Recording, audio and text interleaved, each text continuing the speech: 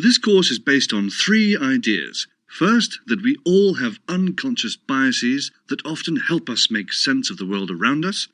Second, that sometimes these biases get in our way and lead us to make inaccurate judgments about colleagues and clients. Third, that there are inclusive strategies you can apply right away, day to day, to counter the unintended consequences of unconscious bias.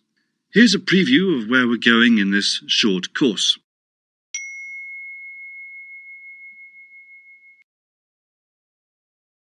We'll first show you some examples of unconscious bias. Then, we'll define unconscious bias and explain how unconscious biases are formed. We'll discuss how unconscious bias shows up day to day. We'll review how unconscious bias can create micro-inequities in how we treat others. And we'll practice what to do when you recognize unconscious bias.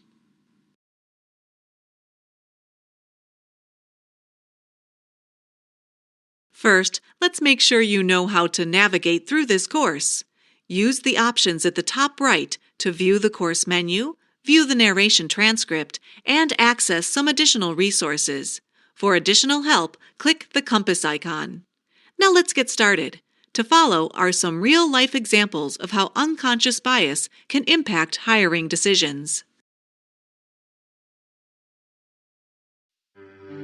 Such beautiful cello music. Is such musical skill gender-based?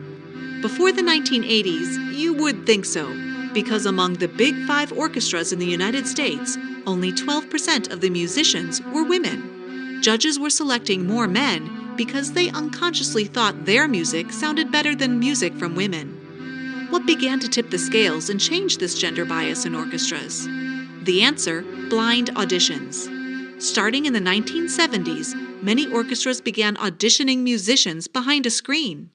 The panel of judges did not know the identity of a musician and could only hear the quality of the music they produced. As a result, from 1970 to 2000, the number of female musicians in these orchestras increased 5-fold. This is only one example of how addressing unconscious biases can impact the diversity of our workforces.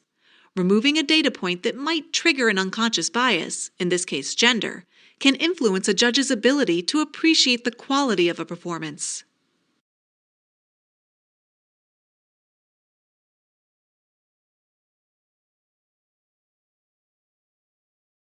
In another study in 2011, researchers sent out more than 21,000 fictional resumes to employers in 6 Chinese cities. The fictional candidates each presented a 24-year-old, single, currently employed, university-educated applicant with similar education. The only difference between the resumes was the name at the top. Some resumes had names that were typically Han Chinese, the majority in China, while other names were distinctively Mongolian, Tibetan, and Uyghur, which are ethnic minorities in China. What were the results? To get the same number of calls back, those with Mongolian names needed to submit 36% more applications than Han-named applicants, Uyghur names 83% more, and Tibetan names 121% more than Han-named applicants. Such differential treatment was most pronounced in privately held companies and would likely be seen in the Chinese context as less of an unconscious bias and more as a cultural norm, or even just how things are.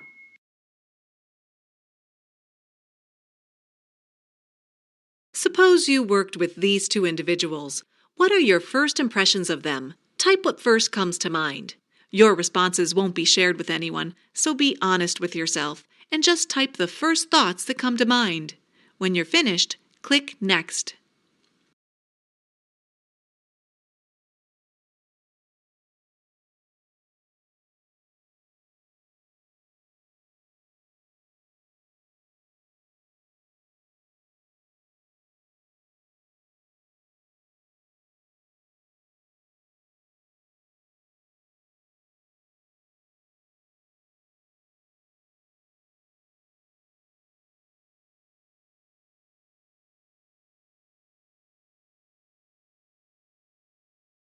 What came to mind for you?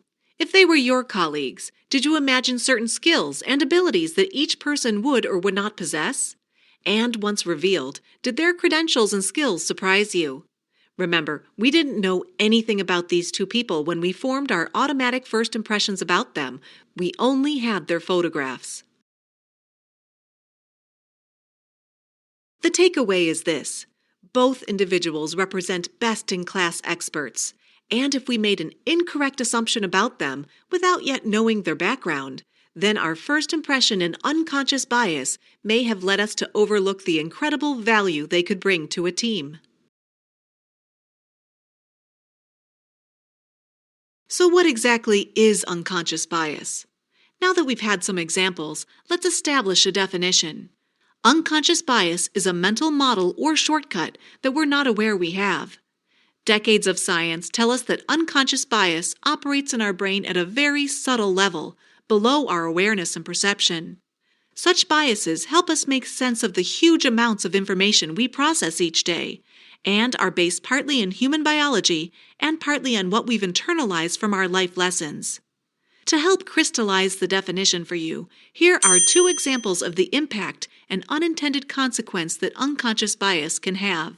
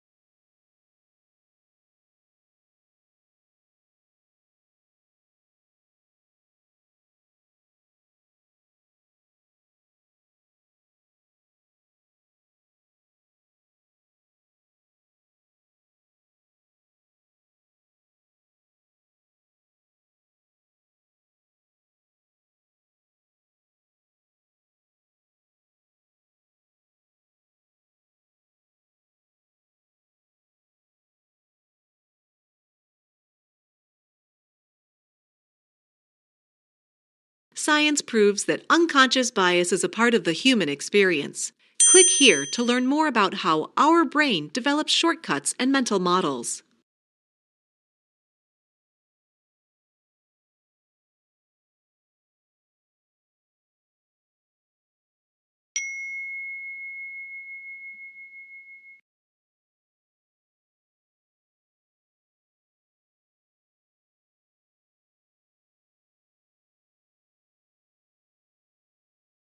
Our brain sorts through millions of pieces of information at any moment, but can only consciously absorb about 40.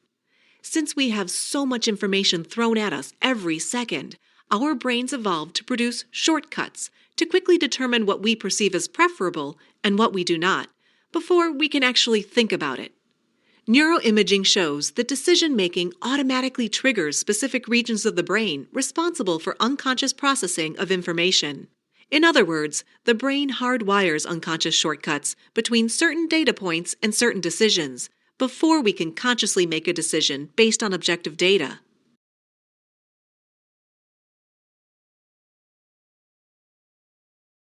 As humans, we use information to survive, thrive, and make sense of our world every day. Back when survival was our singular goal, our brains first evolved to give extra attention to the new and unfamiliar, even processing different to trigger negative emotional responses, so that we would act quickly to stay safe. As we learned to thrive and not just survive, we also developed brain systems for positive triggers that allow for empathy, complex decision-making, and moral judgments. But what if a particular bias is unwanted or unhelpful? Research has found that the brain is well equipped for controlling those unwanted biases if we can first detect their presence. Our cultural environment and life experiences also play into each of us having unconscious biases. This is partly because regions of our brain are linked to social stereotypes that form mental models. Imagine for a moment our constant exposure to messages and images that reinforce stereotypes and associations as to what poor leadership or an ideal customer looks like. Regardless of your group membership or background, and often without our knowing it, these ideas and messages are reinforced over and over again by those around us. First, during our formative years, and later through culture, media, the people we trust, and those in power. Culture and the brain become linked. In tests, scientists can see our brain reacting, either positively or negatively, to different images from the culture around us.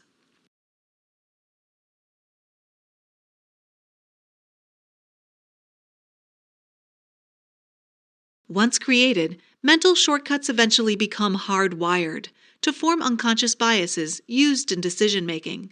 Blind spots are then created as we reject or overlook data that doesn't fit our learned mental models or shortcuts. Let's give it a try.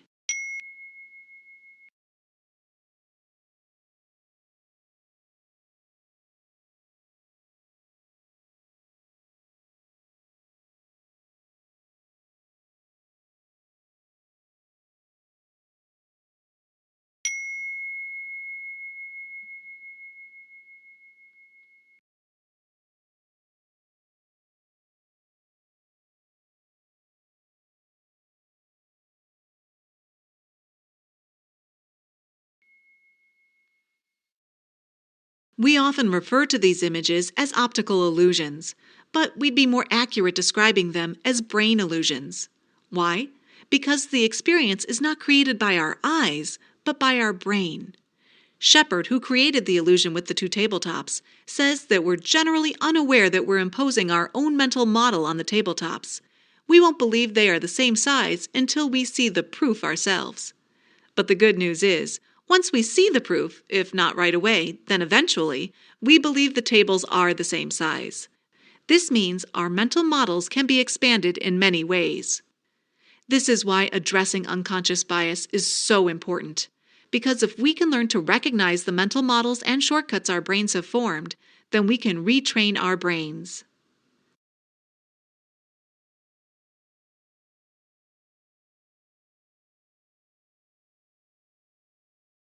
It's important to recognize how unconscious bias shows up day to day.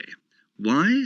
Because when diversity increases around us, we may find ourselves unconsciously resorting to more and more hidden shortcuts to make sense of things that are new and different.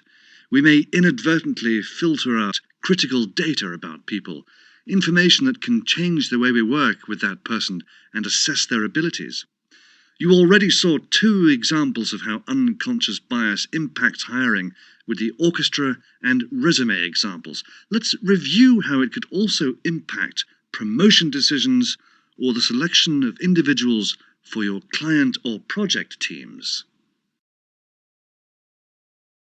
Research done at a hedge fund in London found that women at the firm were never the right age. For example, when women joined the firm, they were perceived as too young for promotion, though men were not. After having children, the women reported being seen as entering a post-career stage, though the same bias did not apply to men who also became parents.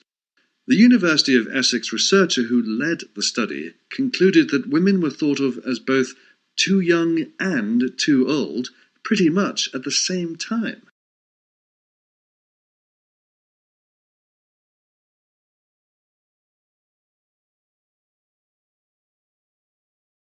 Though we have the best intentions, the workplace is filled with unconscious biases.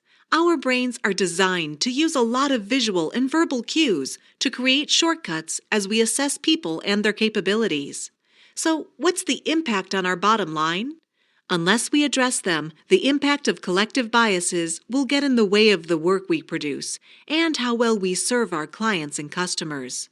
But we can work to counter our collective biases to have a positive impact on customer interactions.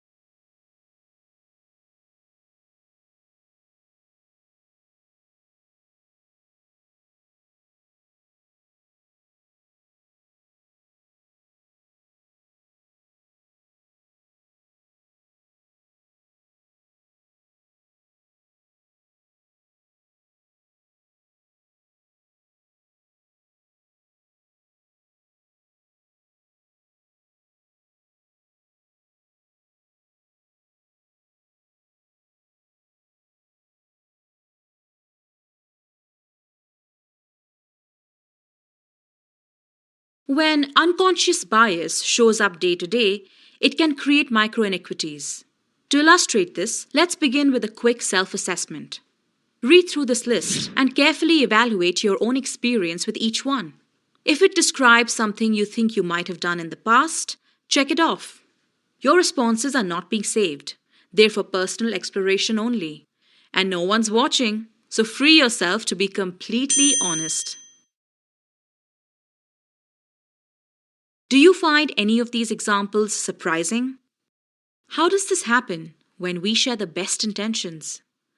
Unconscious bias research shows we tend to bond more with those who look, sound, think, and act like us, and less with those who don't.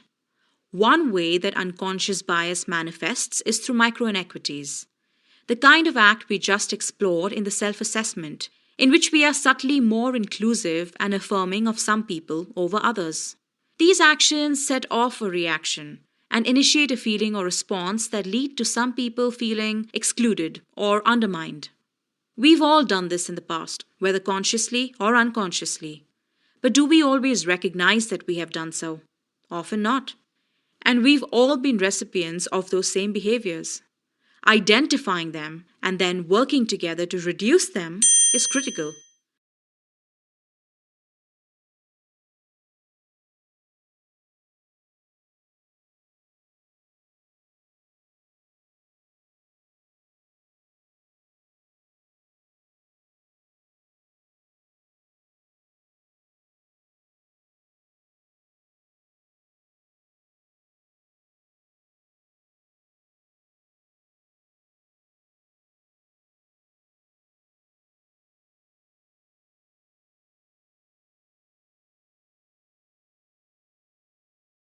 What is the impact of these micro inequities?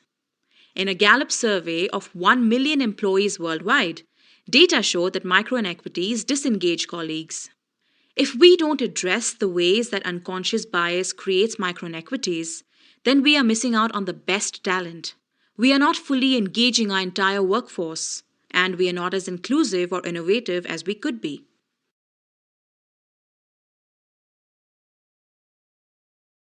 Let's explore what you can do once you recognize unconscious bias exists on your team.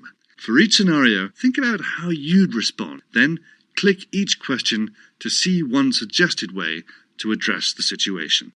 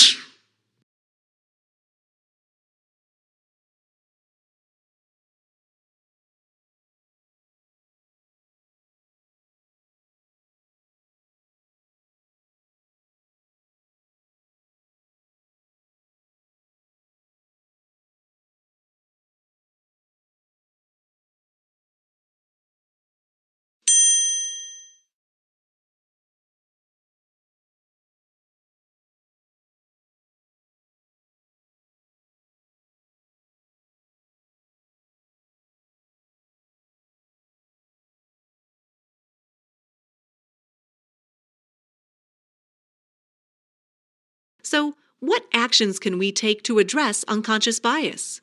Let's look at 3 proven strategies. Although unconscious bias is complicated, there are things you can do right away, day to day, to counter the impact of bias when it gets in the way of our goals. First, turn a hidden bias into a visible one. Second, retrain our brains to have new associations. Third, build and deepen relationships.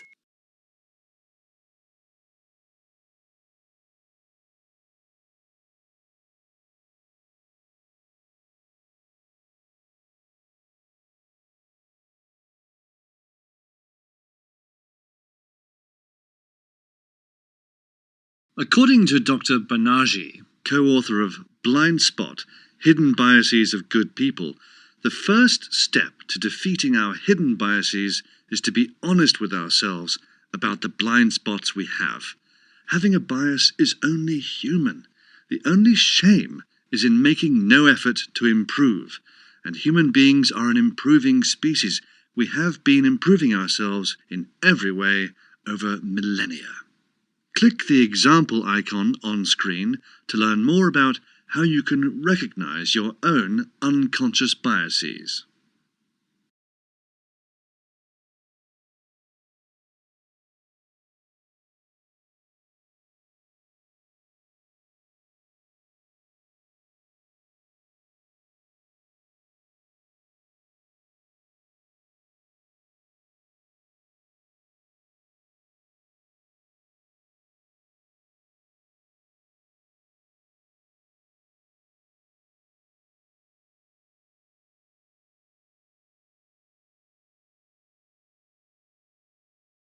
Once we have identified biases, science is clear that we can in fact slow down our thinking to uncouple stereotypes, unpack assumptions, and shift our perspective.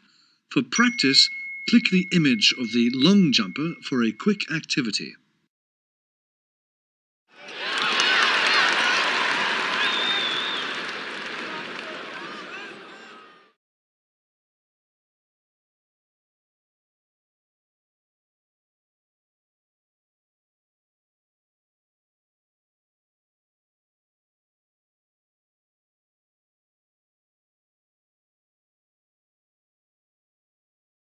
Since we are all products of our experience, culture, and environment, we can counter unconscious biases by stepping out of our comfort zone to develop relationships and more robust associations with people who are different from ourselves.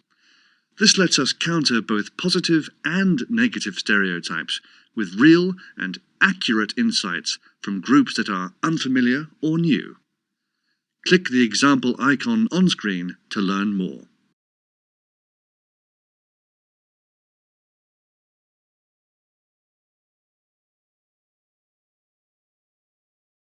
For example, we can build and deepen relationships when we identify one person that we know the least in the office. It can be as simple as asking them out to coffee, or as specific as diversifying a team by incorporating people from a different country, background, or industry.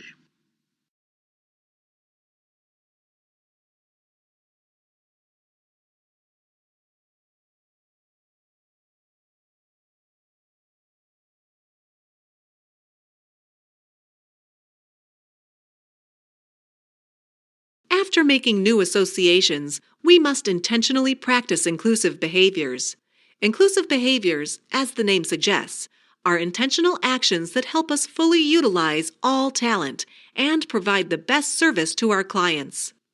Take a moment to go through the list and check off whether each is an area of opportunity for you, that is, something you should explore after this course, or is it a behavior you use regularly?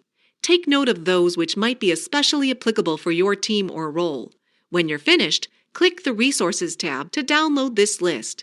Plan a discussion with your colleagues as to which behaviors have been the most impactful in their experience.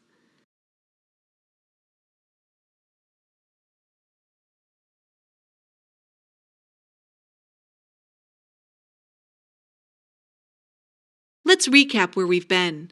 This brief introductory course has only scratched the surface of managing unconscious bias. There is so much more to learn and to do, but the concepts we've presented in this course make a great foundation.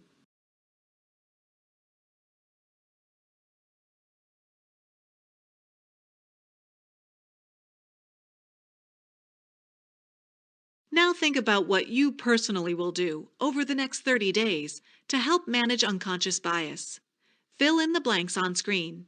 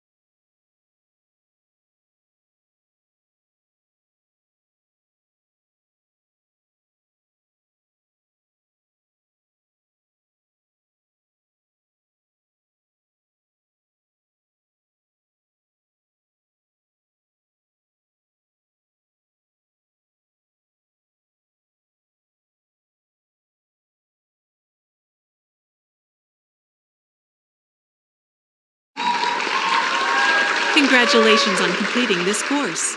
Take some time to explore the Resources tab above. It includes additional resources, such as a tip sheet, to help you reflect on unconscious biases, and a checklist of behaviors you can use as short-term and long-term strategies to address them. Click on the Resources tab above to learn more. And remember, it's everyone's job in our organization to make sure we have an inclusive culture, where we all serve our customers well, feel valued and respected for our contributions, and fully utilized for our talents.